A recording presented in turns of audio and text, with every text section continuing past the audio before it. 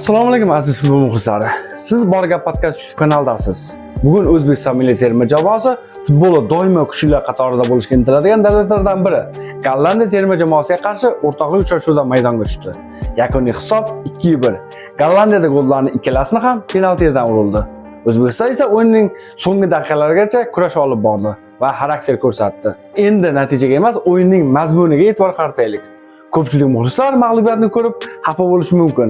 Lekin shuni unutmasligimiz kerakki, qarshimizdagi raqib oddiy jamoa emas. Uchar gollandlar yillar davomida jahon futbolining yetakchi terma jamoalaridan biri bo'lib kelgan.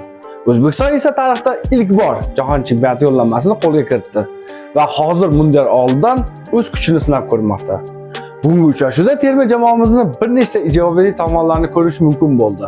Avvalo, futbolchilar bosim ostida o'ynashdan qo'rqmadi, jamoa tartibli himoyalandi va imkon qadar hujumga chiqishga harakat qildi.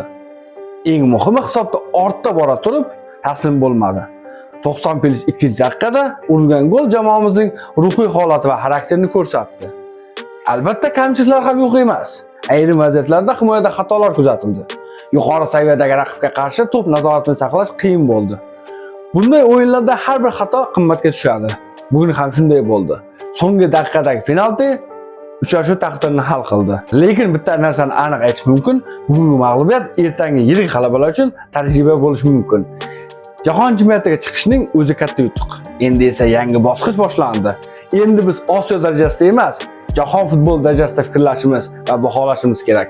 Hurmatli muxlislar, terma jamoamizdan darhol mo'jiza kutish qanchalik to'g'ri? Biz birinchi marta jahon chempionatiga chiqayotgan davlatmiz. Bugun maydonda to'plangan tajriba ertaga mundialdagi o'yinlarda juda katta foyda berishi mumkin. Shu o'rinda sizlarga bir nechta savollar.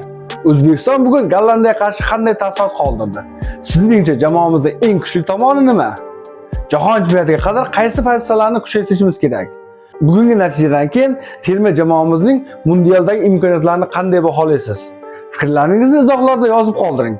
Har bir fikr biz uchun juda muhim. Bizningcha hozirgi paytda eng muhim vazifa terma jamoani tanqid qilish emas, qo'llab-quvvatlash. Chunki tarixiy natijaga erishgan jamoa endi yanada katta sinovlarga tayyorlanmoqda.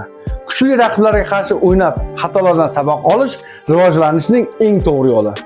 Siz Borgap podcast YouTube kanalini tomosha qildingiz.